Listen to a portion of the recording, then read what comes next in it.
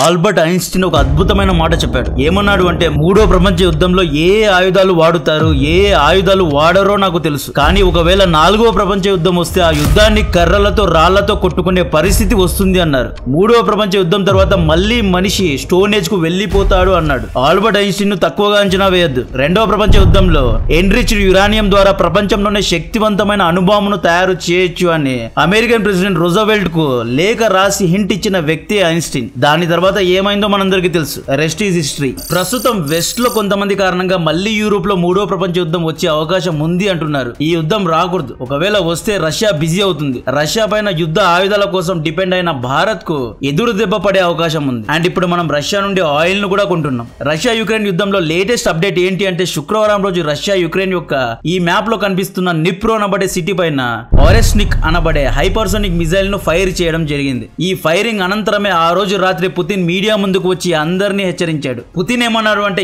ఈ రోజు మేము ప్రయోగించిన మిసైల్ ను ఆపగలిగే లేదా ధ్వంసం చేసే ఆయుధాన్ని ఈ ప్రపంచంలో ఏ ఒక్క దేశము కనుక్కోలేదు అన్నాడు. పుతిన్ మాట్లాడుతున్న క్షిపణి పేరు ఆరెస్నిక్. ఇది హైపర్సోనిక్ మిసైల్. 2019 లో ఇంటర్నేషనల్ ట్రీటీను ధిక్కరించినందుకు బ్యాన్ చేయబడిన RS-26 రుబేజ్ లాంటి మిసైలే ఇది. ఈ ఆరెస్నిక్ మిసైల్ మ్యాక్ 10 స్పీడ్ లో వెళ్తుంది. అంటే దాదాపు గంటకు 3000 కిలోమీటర్ల వేగంలో వెళ్తుంది. ఆరెస్నిక్ మిసైల్ కు 6 వార్ హెడ్స్ ఉంటాయండి. అంటే 6 తలకాయలు ఉంటాయి. బూస్టర్స్ ద్వారా ఇది గాల్లో ఎగిరి ఆ తర్వాత 6 సపరేట్ మిసైల్స్ లాగా విడిపోయి టార్గెట్ ను హిట్ చేస్తుంది అన్నమాట. ఈ మిసైల్ హైపర్సోనిక్ పాత్ లో వెళ్తాయి. అంటే గాల్లోనే ఇది తమ యొక్క డైరెక్షన్ ను మార్చుకుంటూ వెళ్తాయి. సో రష్యన్ మిసైల్స్ ను గాల్లోనే ఆపడానికి కెనడా రంగంలో దిగి యుక్రెయిన్ కు నాసామ్స్ అనబడే యాంటీ మిసైల్ డిఫెన్స్ సిస్టమ్ ను ఇచ్చింది. ఇజ్రాయెల్ ఐరన్ డోమ్ ఎలాగో ఇది కూడా అలాగే అనమాట. అయితే రష్యా తయారు చేసిన 6 తలల క్షిపణి కేవలం 4 సెకండ్స్ లో యుక్రెయిన్ నగరాలన్నిటిపైన దాడి చేయగలదు. ఈ 4 సెకండ్ల టైంలో మిసైల్స్ ను ఆపాలి అంటే ఐరన్ డోమ్ తాత దిగి రావాలి. దీనికి యుక్రెయిన్ చాలా హార్ష్ గా రెస్పాండ్ అవ్వబోతోంది. అమెరికా రష్యా మధ్య గ్లోబల్ టెన్షన్స్ కేవలం టెంపరీగా ఉంటాయి. జనవరి 28 వరకు మాత్రమే ఉంటాయి. ఈ క్రైసిస్ లో మనం రష్యా యొక్క మిసైల్ టెక్నాలజీను బారో చేయొచ్చు. ట్రంప్ గెలిచిన తర్వాత అమెరికన్ ఇన్వెస్ట్మెంట్స్ యొక్క బెనిఫిట్స్ ను మనం పొందగలం. దీని ద్వారా భారత్ యొక్క ఆర్థిక వ్యవస్థ మరియు సాంకేతికత డెవలప్ అవుతుంది. మీరు కూడా భారత్ యొక్క గ్రో స్టోరీతో గ్రో అవ్వాలి అనుకుంటే ఇక్కడ ఒక ఆపర్చునిటీ. భారత్ లోనే లీడింగ్ ప్రైవేట్ ఇన్సూరర్ అయిన ICICI Prudential life insurance mid small cap 400 momentum quality 100 index fund తో మీ ముందుకు వచ్చింది. ఇప్పుడు ఇది సబ్స్క్రిప్షన్ లో ఉంది. ఇక్కడ మీరు ఇన్వెస్ట్ చేసిన డబ్బు హై రిటర్న్స్ ను ఇస్తుంది. ట్రేడింగ్, ఇంట్రాడే, ఈక్విటీ మార్కెట్ పైన అవగాహన లేని వారికి ఇది మంచి opportunity. FD, RD, chit funds వంటి వాటిలో ఇన్వెస్ట్ చేసి కేవలం 4-5% రిటర్న్స్ కోసం మీ డబ్బును వేస్ట్ చేసుకోవద్దు. ఐసిఐసిఐ ప్రొడెన్షియల్ ఎన్ఎఫ్ఓలో మీ డబ్బు తక్కువ రిస్క్ తో మరియు హై రిటర్న్స్ ను ఇస్తుంది. బిగినర్స్ కు ఇది చాలా మంచి ఆపర్చునిటీ. ఇంకా 6 రోజులు మాత్రమే మిగిలి ఉంది. దీని యొక్క లాస్ట్ డేట్ December 1st, 2024. దీని యొక్క లింక్ ను డిస్క్రిప్షన్ లో కమెంట్ బాక్స్ లో ఇస్తున్నా. ఇది NAV 10 రూపీస్ నుండి స్టార్ట్ అవుతుంది. ఈ ఎన్ఎఫ్ఓ మీ డబ్బును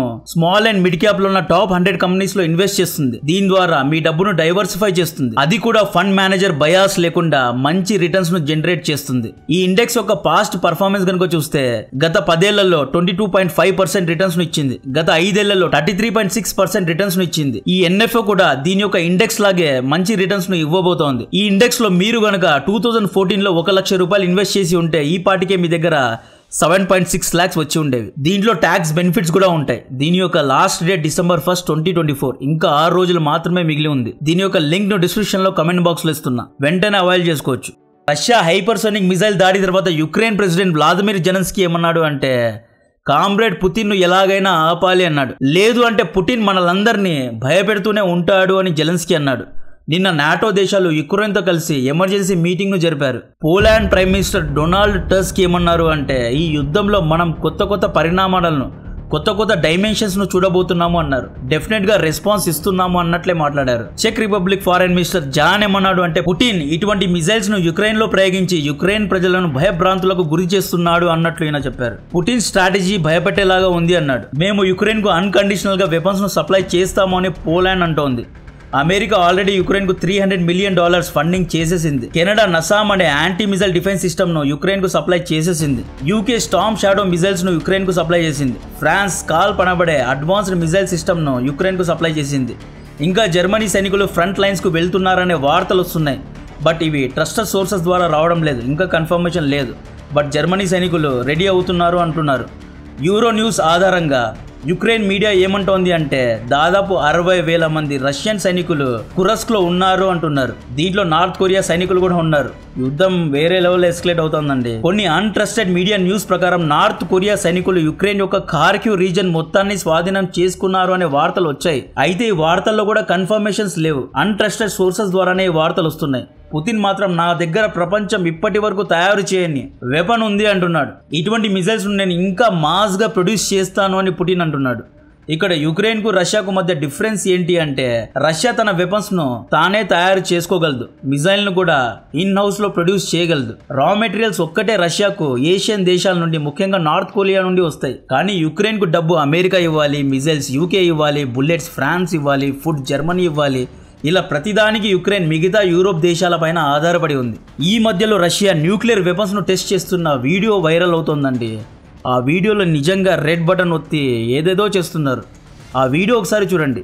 ఇది పాత వీడియోనా లేటెస్ట్ వీడియోనా అనేది క్లారిటీ లేదు, కానీ వీడియో అయితే వైరల్ అవుతోంది.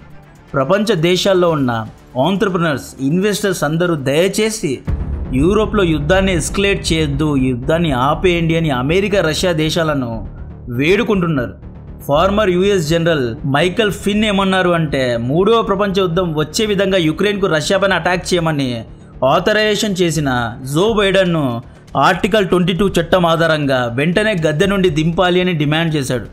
అమెరికన్ ఆర్టికల్ 22లో ఏముంది అంటే ఎవరైనా ప్రెసిడెంట్ తప్పు చేస్తే అది కనుక రుజువైతే గద్దె నుండి దింపేస్తారు. ఓటింగ్ ఉండదు, ఏమీ ఉండదు, డైరెక్ట్గా దింపేస్తారు. అయితే ఇక్కడ జో బైడెన్ తప్పు లేదు.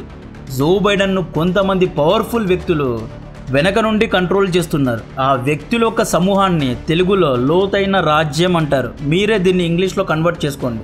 మీరు ఒకసారి గమనించండి. జో బైడెన్ గెలుపు తర్వాత ఇరాన్ ఇజ్రాయెల్ పైన ప్రతిదాడి చేయడం లేదు. ఇంతకుముందు ఆపరేషన్ 2 ప్రామిస్ 3 చేస్తాము, డ్రోన్స్ దింపుతున్నాము, 5,000 మిజైల్స్ను ఇజ్రాయెల్ పైన దింపుతున్నాము, ఇదిగో ఈ రోజు దింపుతున్నాము, అదిగో రేపు రెడ్ బటన్ నొక్కుతున్నాము. అలీ ఖమీనీ గారు హాస్పిటల్ ఉన్నారు, ఆయన బయటకు వచ్చిన తర్వాత బటన్ ఒత్తేదే ఇజ్రాయెల్ పని అయిపోయింది అని ఎన్నో వార్నింగ్స్ ఇరాన్ ఇచ్చింది. ఇజ్రాయెల్ అని ఇరాన్ అని మనలో మనమే కొట్టుకున్నాం. ఇప్పుడేమైంది? గాజా ప్రజల కోసం ఎవ్వరు ముందుకు రారేంటి? ఆల్ ఐస్ ఆన్ రఫా అనే పోస్టులు ఎందుకు చేయడం లేదు? ఇవన్నీ రాజకీయాలు. ఎవరి దగ్గరైతే డబ్బు ఎక్కువగా ఉంటుందో, ఎవరైతే ఆయుధాలు కొనగలరో అటువంటి దేశాల్లోనే ఎందుకు యుద్ధాలు జరుగుతూ ఉంటాయి? ఎందుకని ఆఫ్రికా యొక్క పేద దేశాల్లో అంతమంది తిండి లేక రోగాల కారణంగా వైరల్ డిసీజెస్ కారణంగా అక్కడ ప్రజలు చనిపోతారు? అటువంటి దేశాల్లో ఎందుకు విప్లవాలు జరగవు? అటువంటి దేశాల్లో ఎందుకు రిలీజియస్ వార్స్ జరగవు? అటువంటి దేశాల్లో ఎందుకని ఈగో క్లాషెస్ జరగవు? ఎందుకంటే ఆ దేశాలు యుద్ధ ఆయుధాలు కొనలేవు కాబట్టి. ఇవన్నీ యుద్ధ ఆయుధాలను అమ్మడానికి కొంతమంది మిలిటరీ కాంప్లెక్స్ ఓనర్స్ రేకెత్తించే మ్యాన్ మేడ్ యుద్ధాలు మాత్రమే. ఇజ్రాయెల్ యుద్ధం జరిగితే డబ్బులు ఎక్కువగా వస్తాయి. ఇజ్రాయెల్ అనేది ప్రీమియం లెవెల్ కంట్రీ. ఎందుకంటే యూదుల దగ్గర కోట్లలో డబ్బులు ఉన్నాయి కాబట్టి. గేమ్ అర్థం చేసుకోండి. హమాస్ మిజైల్ ను ఫైర్ చేసిన తర్వాత ఆ మిజైల్ ను ఇంటర్సెప్ట్ చేయడానికి ఐరన్ డోమ్ వదిలే ఒక్క మిజైల్ ధర దాదాపు 41 లక్షలు ఇండియన్ రూపీస్లో. డాలర్స్లో $50,000. హమాస్ ఇజ్రాయెల్ పైన ఫైర్ చేసే ఒక్క మిజైల్ ధర కేవలం 24,000. అంటే హమాస్ 24,000 ఖర్చు పెట్టి ఒక మిజైల్ ను ఫైర్ చేస్తే ఆ మిజైల్ ను ధ్వంసం చేయడానికి ఇజ్రాయెల్ 41 లక్షలు ఖర్చు పెడుతోందండి. ప్రతిరోజు హమాస్ హెజ్బుల్లా 100లో మిజైల్స్ ఫైర్ చేస్తారు. ఇజ్రాయెల్ 100లో యాంటీ మిజైల్ ను ఫైర్ చేస్తోంది. ఇక్కడే మీరు క్యాలిక్యులేట్ చేసుకోండి. 41 × 100 ఎంత అయింది? ఇది కేవలం మిజైల్స్ గురించి చెప్తున్నా. ఇవి కాకుండా బుల్లెట్స్, మిగతా weapons, hypersonic missiles, air craft carriers ఇవన్నీ వేరే. ఈ మిజైల్స్ ను హమాస్ కు ఇజ్రాయెల్ కు ఎవరో తయారు చేసి సప్లై చేస్తేనే వీరు యుద్ధాలు చేస్తున్నారు. ఈ మిజైల్స్ ను ఇజ్రాయలీ ప్రజలు లేదా హమాస్ ప్రజలు అక్కడ కూర్చొని తయారు చేయడం లేదు. ఏ యూరోప్ లోనో, ఏ ఏషియాలోనో లేదా అమెరికా నుండో ఈ వెపన్స్ ఈ దేశాలకు సప్లై అవుతున్నాయి. డైరెక్ట్ గా కాకుండా ఇండైరెక్ట్ గా సప్లై అవుతున్నాయి. ఇరాన్ కు యూరోప్ నుండి కూడా మిజైల్స్ సప్లై అవుతాయి. అయితే డైరెక్ట్ గా కాదు, డార్క్ వెబ్ లో, అంటే ఇంటర్నెట్ లో కాదు, డార్క్ గా ఇవన్నీ సప్లై అవుతాయి. దీన్ని ఇంకా సింపుల్ గా చెప్తా. దీపావళి పండుగ ఇయర్లీ 1 టైం మాత్రమే వస్తుంది. ఈ పండుగలో చాలా మంది ఎంతో డబ్బు ఖర్చు పెట్టి టపాసులు, డమాకులు కాలుస్తూ ఉంటారు. దీని ద్వారా టపాసులను తయారు చేసే షాప్ ఓనర్స్ కు లేదా దీన్ని ప్రొడ్యూస్ చేసే ఫ్యాక్టరీస్ కు లక్షల్లో కోట్లలో లాభాలు వస్తాయి. అదే ఈ టపాసులు అమ్మే షాప్ ఓనర్స్ లేదా దీన్ని ప్రొడ్యూస్ చేసే ఆంట్రప్రినర్స్ భారత ప్రభుత్వానికి లంచం ఇచ్చి ప్రతి నెల ప్రజలందరికీ కంపల్సరిగా దీపావళి పండుగ చేసుకోవాలి, టపాసులు కంపల్సరిగా కాల్చారనే రూల్ బలవంతంగా పెట్టిస్తే ఏమవుతుంది?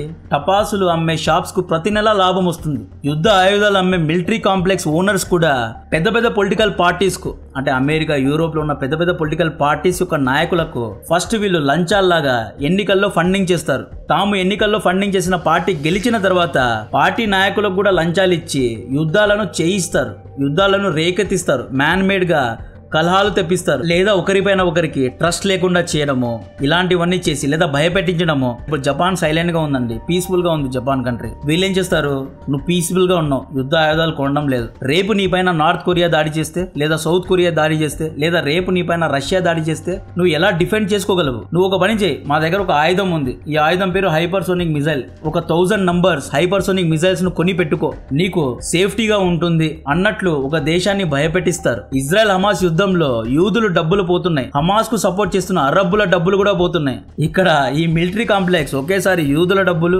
అరబ్ ముస్లింస్ యొక్క డబ్బులు తింటున్నారు. ఇండియా పాకిస్తాన్ మధ్య ఇంతకుముందు ఎన్నో యుద్ధాలు జరిగేవి, వీళ్ళు ఇండియా పాకిస్తాన్ మధ్య కూడా ఎన్నో కలహాలు పెట్టేవారు. ఇప్పుడు పాకిస్తాన్ దగ్గర డబ్బులు లేవు, పాకిస్తాన్ యుద్ధ ఆయుధాలు కొనే పరిస్థితిలో లేదు కాబట్టి కాశ్మీర్లో గొడవలు జరగడం లేదు.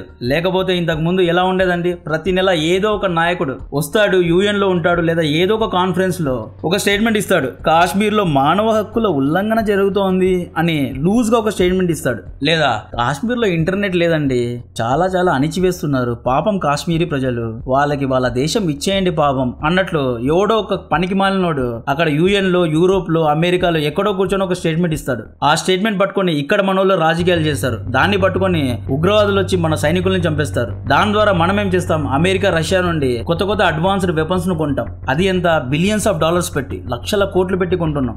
ఇప్పుడు కూడా రష్యా పేరు చూపించి యూరోప్ లో యుద్ధాన్ని లేపి తద్వారా స్కాల్ప్ మిజైల్స్ అని, స్టార్మ్ షాడో మిజైల్స్ అని, థర్డ్ యాంటీ మిజైల్ సిస్టమ్స్ అని, నమా సిస్టమ్ అని, తొక్క తోటకూర మిజైల్స్ అని ఏవేవో పేర్లు చెప్పి లక్షల కోట్లకు అమ్ముతారు, లాభాన్ని సంపాదిస్తారు. ఇప్పుడు యుక్రెయిన్ డబ్బులు ఇచ్చి ఆయుధాలను కొనడం లేదు, ఎందుకంటే ప్రస్తుతం యుక్రెయిన్ దగ్గర డబ్బులు లేవు. కానీ రేపు ముక్కు పిండి మరి యుక్రెయిన్ ప్రజల దగ్గర నుండి వీళ్ళు ఆయుధాలు సప్లై చేసిన డబ్బును అన్నిటినీ వడ్డీతో సహా లాక్కుంటారు. దీని గురించిన మరిన్ని అప్డేట్స్ ఇస్తూనే ఉంటారు. ఇంతకు ముందు చెప్పినట్లు మీరు కష్టపడి సంపాదించిన డబ్బును FD/RDలో వేస్ట్ చేయొద్దు. కొంత డబ్బును డెఫినెట్ గా NFOలో ఇన్వెస్ట్ చేస్తే మంచి రిటర్న్స్ వస్తుంది. ట్రంప్ తర్వాత మార్కెట్ కూడా బాగానే ఉంటుంది కాబట్టి మంచి రిటర్న్స్ ను ఎక్స్పెక్ట్ చేయొచ్చు. ఈ ICICI ప్రొడెన్షియల్ లైఫ్ ఇన్సూరెన్స్ యొక్క టోటల్ AUM దాదాపు 3.2 lakh crores వరకు ఉంటుంది. ఇది యాజ్ ఆన్ 38 సెప్టెంబర్ వరకు చూసుకుంటే 3.2 lakh crores వరకు ఉంది. మన NRI మిత్రులకు కూడా ఇది మంచి ఆపర్చునిటీ. ఇందులో మంత్లీ 18,000 ఇన్వెస్ట్ చేస్తే 10 years లో దాదాపు 3 crores వరకు రిటర్న్స్ ను పొందగలరు. దీని యొక్క లాస్ట్ డేట్ December 1st, 2024. ఇంకా 6 రోజులు మాత్రమే మిగిలి ఉంది. లింక్ ను డిస్క్రిప్షన్ లో కమెంట్ బాక్స్ లో ఇస్తున్నాను, వెంటనే అవైల్ చేసుకోవచ్చు.